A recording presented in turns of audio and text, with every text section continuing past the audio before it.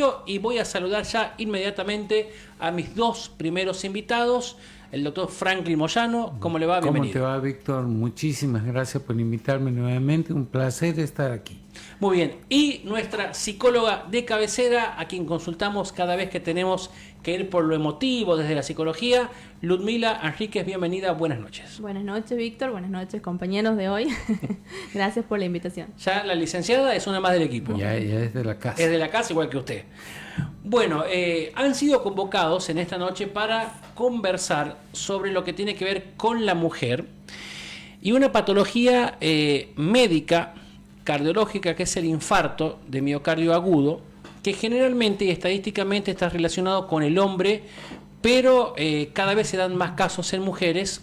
Y hay una cuestión de hasta de mito, ¿no? De una cuestión de que a la mujer no puede tener esta patología y no puede morirse de un infarto. Sí, digamos, hay una subestimación de la sintomatología en la mujer. Charlábamos hace unos días viendo al doctor López Rossetti, que hablaba de esto, y es muy cierto y muy claro. Surge una investigación de la subestimación de la sintomatología en una mujer, que a veces puede ser distinta a la del hombre, puede ser incluso menos expresiva y más emotiva. Y esto, quien la atiende debe no subestimar el síntoma y descartar el infarto. Digamos, también el aumento de infarto en mujeres tiene que ver con mayor estrés, pero también con el haber adquirido más hábitos menos saludables en mujeres, es decir, se ha demostrado que actualmente consumen más alcohol, más tabaco, y bueno, ese ritmo de vida hace que mujeres jóvenes tengan mayor riesgo de sufrir infarto. Es decir, lo que no debe hacerse nunca es subestimar la sintomatología en la mujer. Esto que parece como una angustia, que hasta incluso puede llegar a parecer una gastritis, puede ser un infarto. Entonces, todo profesional de la salud debe estar muy atento. Lo que pasa es que hay una cultura arraigada te comentaba yo que teníamos hace muchos años, te hablo en los años 90, cuando llegaba una mujer le decíamos, tiene una distonía neurovegetativa, enfermedad que nunca existió. Era nada más una forma de decir, está histérica o está nerviosa o está exagerando. Y por ahí le medicaban en la guardia con un ansiolítico y listo, anda a tu casa. Se iba a la casa y decía, ya le va a pasar. Y podía ser un infarto. Seguramente nos debemos haber comido más de un infarto o más de una patología isquémica cardiovascular que no necesariamente termina en un infarto, pero por ejemplo un angor pectoris o el angina de pecho, que es nada más que un proceso isquémico transitorio que la mujer luego se recupera, por supuesto, con la tranquilidad, con el reposo, pero es un llamado de atención. Entonces, la idea está muy bueno esto que vos planteabas, de estar muy atento del síndrome del corazón roto en la mujer, porque a veces lo subestimamos, ¿sí? Y esto de la subestimación de la sintomatología en la mujer ocurre en todos los órdenes de la medicina, se subestiman los síntomas. Y como aquí la licenciada sabe, los síntomas también psicológicos y cómo se siente una persona también son muy importantes, porque si no, actuamos de mecánicos. Viene, te curo, pum, pum, te cambio la bujía, te arreglo, listo, te vas. No, no es así. El ser humano es un contexto y en eso también entra lo psicológico, que también debe tener todo profesional y todo el sistema de salud muy en cuenta del contexto psicológico de esa persona. Bien. Licenciada Ludmila Enríquez, hablamos del síndrome del corazón roto. Y el doctor Moyano hacía referencia a esto, ¿no? De que muchas veces los tiempos que corren hacen que la mujer no solamente se dedique a las tareas de la casa, el cuidado de los niños, llevar a los chicos al colegio, sino también tiene que trabajar, tiene que ocuparse de otras tareas, tiene que ir al gimnasio, que no está mal, la actividad de esparcimiento, pero son como muchas actividades que terminan muchas veces en estrés en la mujer. Y esto termina también llevándolas a patologías cardíacas. Sí, así como decía el doctor, bueno, ellos ven la parte más orgánica, digamos, pero nosotros, o por lo menos en mi caso, siempre pido estudios de todo, porque sé que tienen mucha implicancia los órganos en las emociones o las emociones en los órganos, entonces todo está relacionado, todo va de la mano. Yo siempre les digo a mis pacientes que el cuerpo es un envase, su envase, y lo tienen que cuidar. Y eso no solamente implica ir a terapia, sino también hacer ejercicio, ir al médico regularmente. O sea, hay mucha gente que cree que, no sé, con ir al cardiólogo una vez al año ya estamos y después lo demás no hay que hacerse, los estudios ginecológicos no están y como que todo el combo ese no está generado, no está organizado. Entonces, todo suma y todo contribuye a esto. En esta sumatoria o contribuciones de la parte clínica médica, nuestro sistema, en el caso de la mujer, se le puede sumar también como desencadenantes a cuestiones que tienen que ver emotivas, como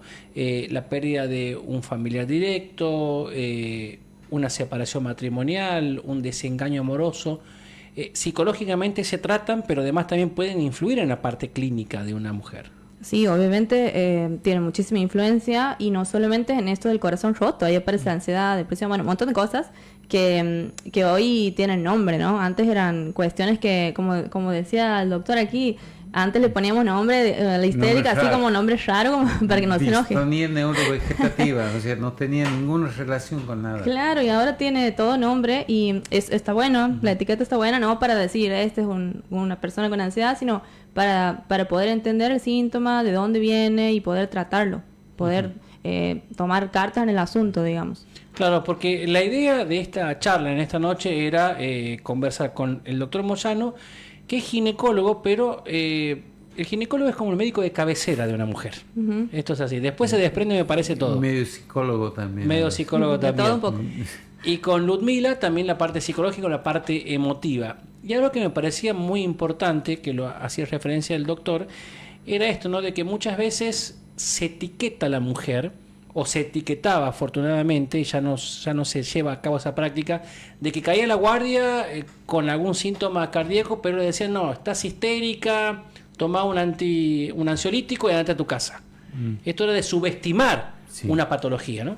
Sí, no solo en la parte cardíaca, en todo en general, o sea, yo que me dedico más a la parte de obstetricia y ginecología, también vas a ver mucho que se subestiman los síntomas y los malestares de las mujeres. Por ejemplo, una mujer que tiene dolor de ovario por un dolor menstrual, muchas veces es subestimado. Y el dolor no se puede subestimar porque nadie te puede decir cuánto duele algo. El dolor es algo muy poco representable y poco medible, y eso depende de cada persona. Entonces, por ahí vos ves mucha gente que dice, bueno, es un dolor de ovario. No, es un dolor de ovario, para vos no tiene importancia, pero para esta mujer es muy importante. Y me hace acordar de un autor de un libro de emergencias médicas de Estados Unidos, que fue el primer médico que organizó las emergencias de Nueva York, que él decía, no siempre lo que es urgente para el médico es urgente para el paciente. Y él daba el ejemplo, por ejemplo, en una guardia, un dolor de muela, para los médicos es insignificante comparado con un traumatismo craneoencefálico o un infarto de miocardio. Pero para el paciente es muy grave, es muy urgente solucionar. Entonces es muy sano que empecemos a hablar y a comprender que la mujer, en este caso que estamos hablando, es todo un contexto, como dice ella. No es simplemente una patología o un malestar físico. También hay que ver todo el contexto que implica en su familia, su relación con sus hijos, la relación con su pareja, qué es lo que pasa con esa afección, qué puede haber desencadenado el estrés que vos hablabas, porque el estrés es la gran enfermedad de estos tiempos, que nos va a producir desde problemas cardíacos, emocionales, que también la gente empieza recién a hacer hincapié y enterarse que la enfermedad mental es una enfermedad, no es nada más que un estado de ánimo, sino que es una enfermedad y también tiene implicancias en toda la vida y toda la salud. Por eso cuando definimos salud decimos la salud es el bienestar psicofísico, social y algunos ponen espiritual de una persona, no solo la ausencia de enfermedad. Entonces, esto es algo que yo creo que hoy podemos sacar de esta charla, es nunca subestimar los síntomas de una persona, ya sea mujer, niño o varón, pasa con los niños también. llora, bueno, se ha golpeado, no es para Un dolor tanto. de oído. Un dolor de oído. Y no, a veces que hay que revisarlo bien a los chicos porque se subestiman. Claro, no subestimar, Ludmila, el dolor físico de una mujer cuando llega a la guardia o el malestar. Pero ¿qué pasa con el dolor emocional de una mujer? Yo creo que el doctor hacía referencia a algo también muy importante en esto que tiene que ver con esto, ¿no? De prestar atención o los llamados de atención que tiene que tener cada uno también sobre su cuerpo, sobre lo emotivo. Y además también lo que decía el doctor, que es bueno hablar de salud mental.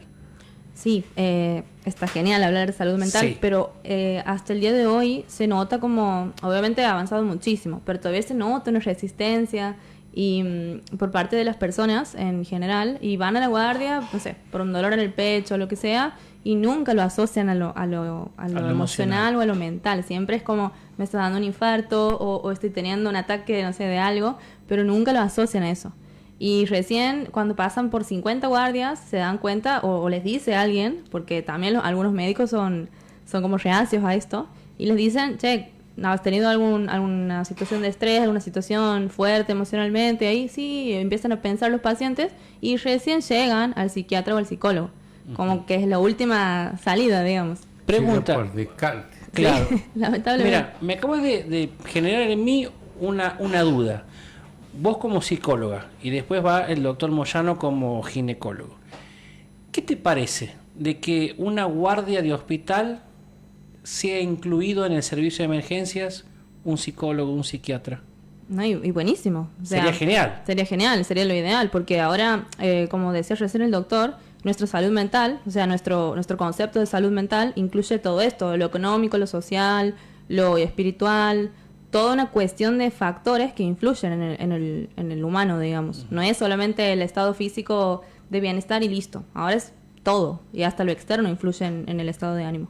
Sí, yo creo que en eso coincido con Ludmila, que hay que desmitificar y sacar esta carcasa que quien lo va a ver, el psiquiatra o el psicólogo, está loco. No, hay muchos trastornos de ansiedad. Se ve que hay un aumento de los trastornos de ansiedad. También se ve que hay un aumento en el consumo de ansiolíticos, quizás desmedido por automedicación, pero vas a encontrar mucha gente que ya toma clonazepam como chicle. El médico clínico le hace el receta y van. Claro, van y compran clonazepam y bueno, está bien, lo puede ayudar, pero nunca trabajan sobre la raíz del problema.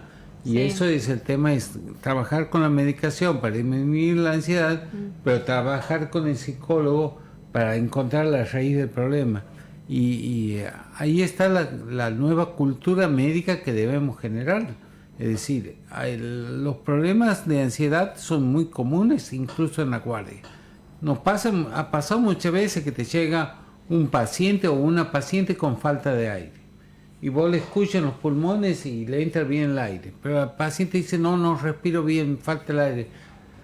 Me duele el pecho, le haces el electrocardiograma, te da normal. Le pones el oxímetro, te da normal, pero el paciente sigue con falta de aire, con dolor de pecho.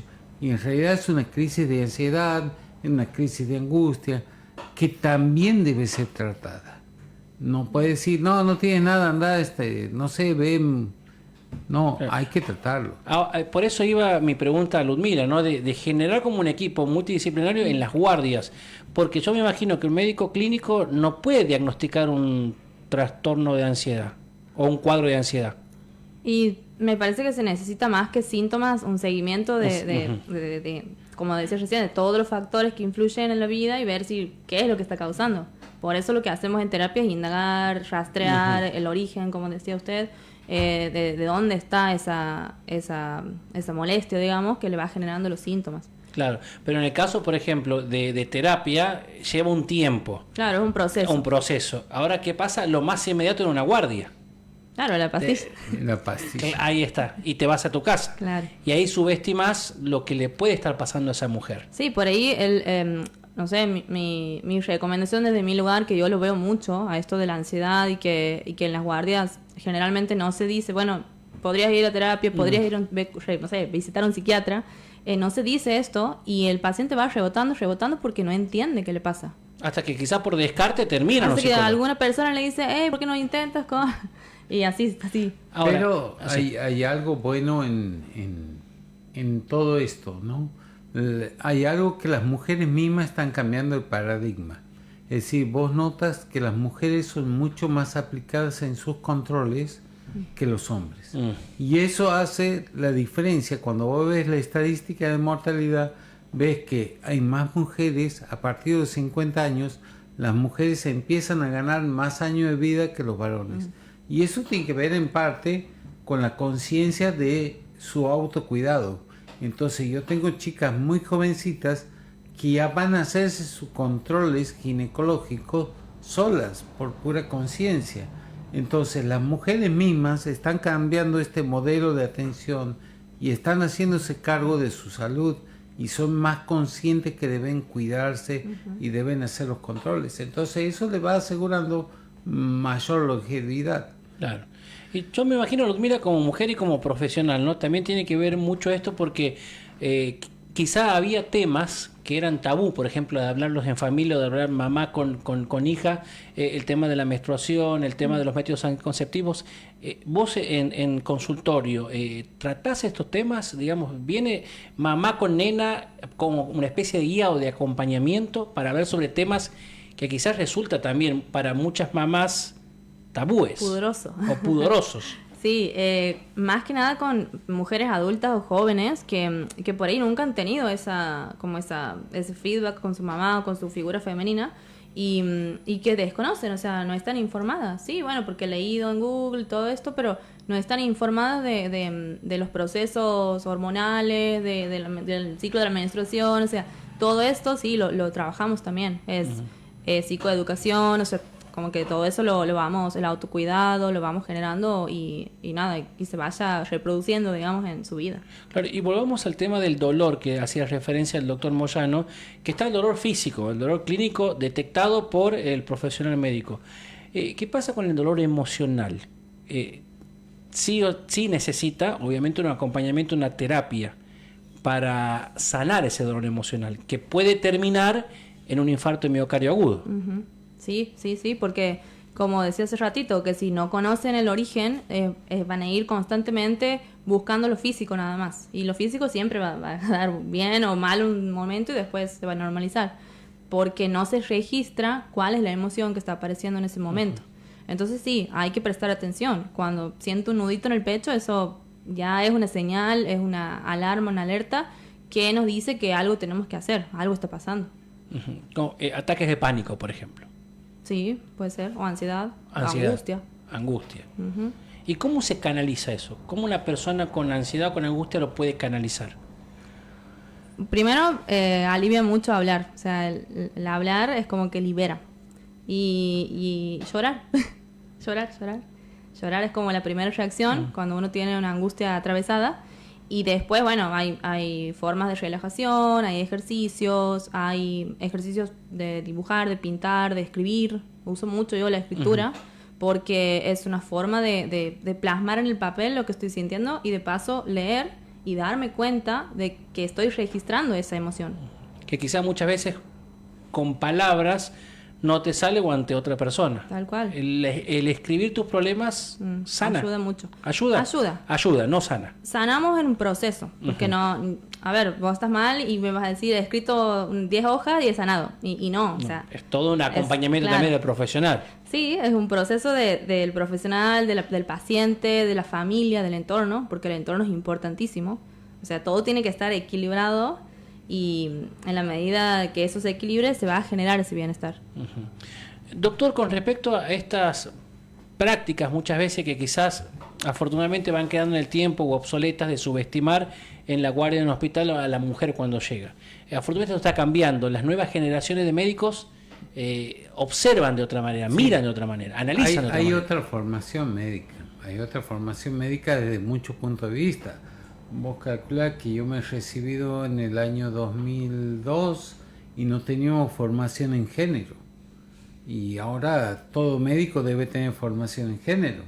Y aprendemos a los golpes cuando toca atender a una persona de un género distinto en tu en tu consultorio y la tienes que atender. Entonces, es muy interesante la formación actual de los chicos y eso es muy bueno. Pero todo se trata de un sistema de educación de los profesionales. O sea, la universidad te educa en una parte, pero luego la formación médica o la formación profesional debe ser la que realmente te eduque para las buenas prácticas de atención. La medicina basada en la evidencia hace esto, la buena práctica de atención, la mejor evidencia para atender a un paciente. Y dentro de la mejor evidencia para atender a un paciente está en comprender su contexto. No podemos entender una enfermedad ni tratar una enfermedad si no entendemos el contexto.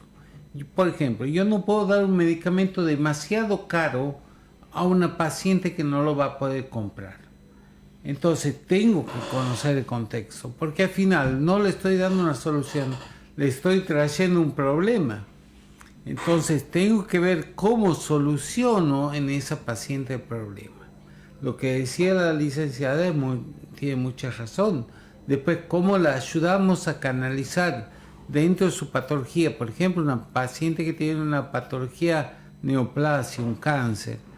¿Cómo la ayudamos a canalizar la angustia que tiene o a tranquilizarla y a decirle que vamos a ir adelante y que vamos a hacer todo lo posible, que no se va a morir, que no es un diagnóstico de muerte?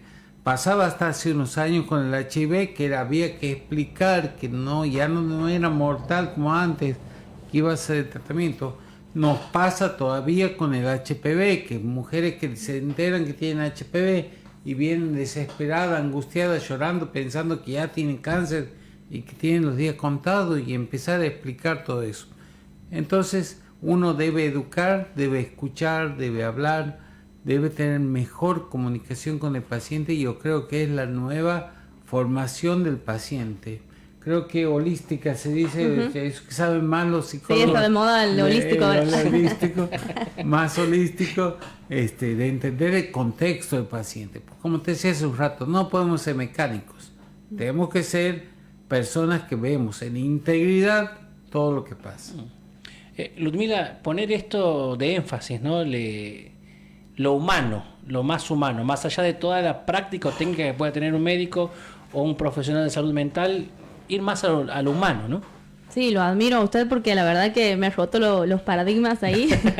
porque sí, si bien se ven médicos que todavía como que les cuesta entrar en esto de lo holístico, pero no, usted lo ha entendido muy bien.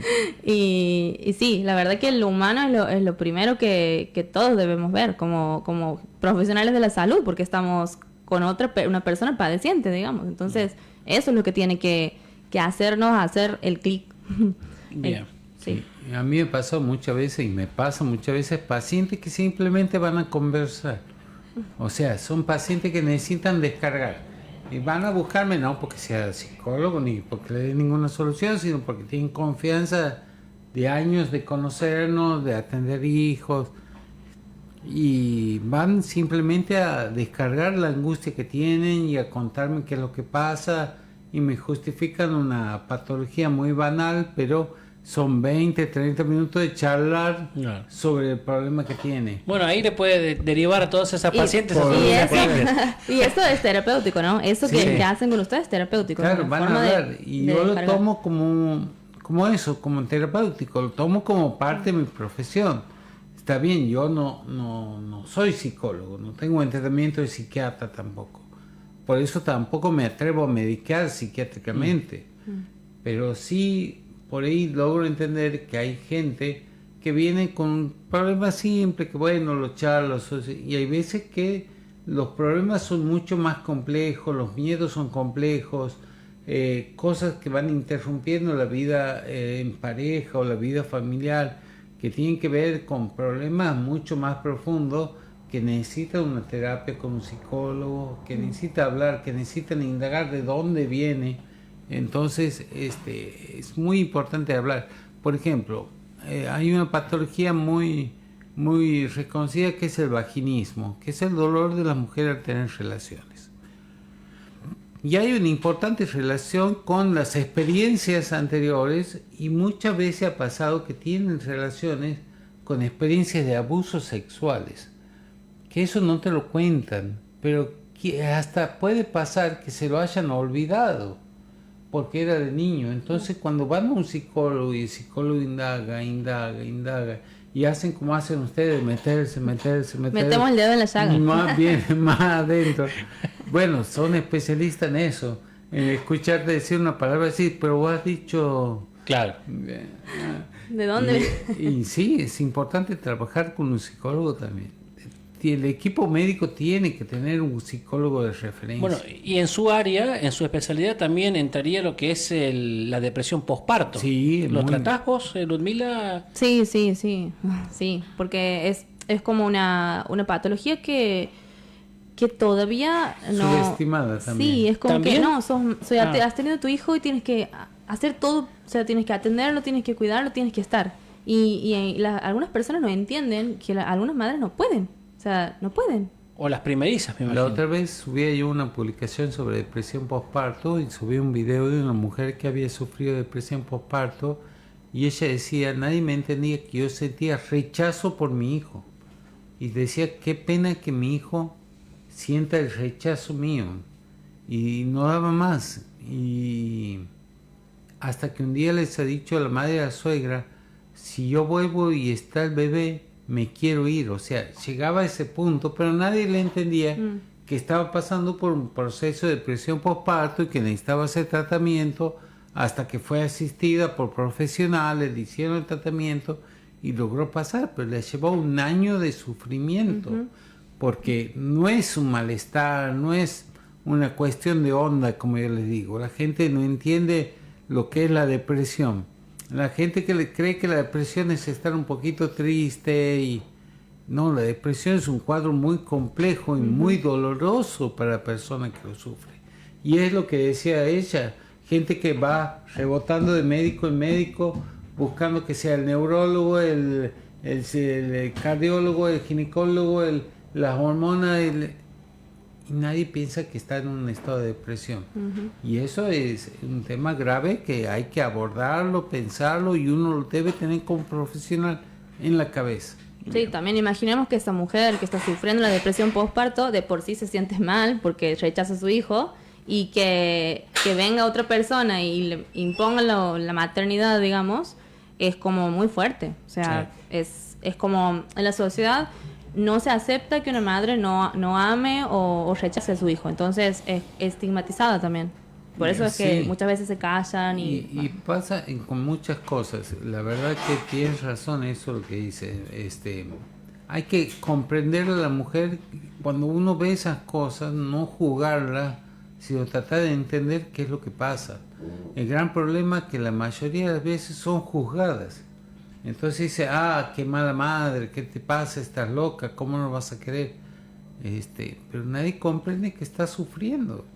Y a veces pasa también con las parejas que no entienden por qué una mujer que ha tenido su hijo no tiene deseo sexual, porque tiene su cabeza puesta en la maternidad. Entonces el hombre empieza a presionar, y una mujer termina accediendo a tener una actividad sexual sin desearlo, y es una forma de violencia. O sea, ella lo percibe como violencia, lo sé porque me lo han comentado las pacientes. Entonces es todo un contexto que la gente debe empezar a entender qué es lo que le pasa a la otra persona. Sí, yo creo que también radica en esto, en el respetar a la mujer. Sí. Yo creo que el respeto a la mujer pasa por todas estas aristas o este abanico de cuestiones que hemos tratado esta noche con ustedes dos. No subestimar, brindar una atención como corresponde, no obligar, no forzar en cuestiones, por ejemplo, como estas, y el acompañamiento. Yo creo que es fundamental, del hombre que tiene a su lado, de la familia que la acompaña. Yo creo que todas estas aristas van a terminar en que una mujer salga a flote o siga en su camino, ¿no? Y el gran problema es que hay choques culturales, perdón. Por ejemplo, vos vas a ver que hay mucha intromisión de la familia en lo que es la decisión de la mujer en la crianza, de todos los aspectos. Desde que una mujer queda embarazada va recibiendo, y esto lo decía una psicóloga chilena que es muy conocida, Pilar Sordo. Sí, creo que sí, decía ella, que basta que una mujer quede embarazada para que le empiecen a contar cosas malas, que le digan dormir porque no vas a dormir más. Entonces, es llamativo que las constantes referencias a la mujer, sobre todo cuando es por primera vez está embarazada, todas son cosas malas. Entonces, yo me río porque cuando digo, ¿cómo quieres que nazca tu bebé? Porque ese es otro tema que deberíamos hablar, que tanto se respeta la decisión de la mujer. Porque tenemos los extremos, los que hacen solo cesárea y los que te quieren hacer parto a toda costa. Y en ese intermedio está lo que la mujer desea. Como yo le digo, ¿cómo quieres tener vos o cómo quieres vivir el día más importante de tu vida? Hay gente que tiene miedo al parto y bueno, debo entender que tienen miedo. No puedo obligarte a ir a un lugar que tienes miedo. Y hay gente que quiere vivir el parto y tengo que respetar que tengo que vivir el parto. Aunque a mí como médico me resulta estar 8 o 9 horas pendiente de un trabajo de parto. Pero es mi profesión, entonces no es ético llevarte una cesárea.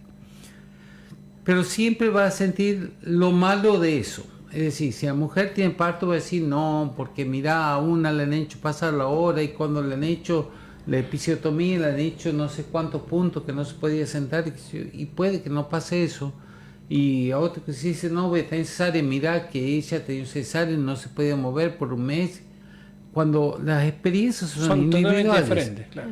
Entonces, a la mujer, especialmente en el momento de la gestación y en el momento del nacimiento, se la va llenando de influencia y de miedos. Y en realidad no la acompaña a vivir con felicidad ese momento. Y incluso cuando tiene su bebé, está la que no quiere que llore el bebé, entonces ponerle la mamadera, pero yo le quiero dar la teta. No, darle la mamadera porque está llorando el bebé, que está con hambre, que no lo llenas. Y eso es violentar la decisión de la madre, como también tiene la madre el derecho a decir, yo no quiero dar de mamar. Listo, no quiere de mamar, no quiere de mamar. Las podríamos aconsejar que es mejor la lactancia, la ventaja tiene, pero si no quieres dar de mamar, no tienes por qué obligarte, le darás fórmula. Entonces, en eso también hay mucha influencia del entorno, que no entiende lo que siente una mujer. Bien. ¿Ludmila? Sí, porque lo social es lo que es la regla, digamos. Entonces, eso es también en la psiquis de la mujer, digamos, es lo que pesa mucho.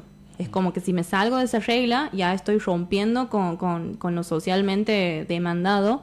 Y eso hace que mi familia se enoje, que mi marido, no sé, me diga algo, que me reproche. Entonces, eso ya va generando como baches o como huecos y van contribuyendo a ese malestar. Porque una mujer que hace lo que no quiere, obviamente se siente incómoda, mal y angustiada.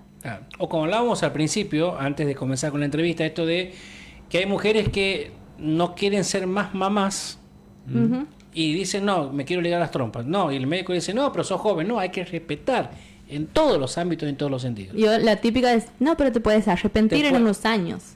Sí. Y si se arrepiente, bueno, que se banque la decisión de última. O sea, ya no se puede meter uno en esas decisiones personales. Sí, como dice el doctor, aconsejo, muestro los pros y los contras, pero de ahí en más no puedo decidir por el otro. Tenemos que romper el modelo de la hegemonía médica. Es decir, la hegemonía médica es el modelo antiguo de la medicina, en donde el único que sabía era el médico. Por lo tanto, se hacía lo que el médico decía. Y nadie puede cuestionar.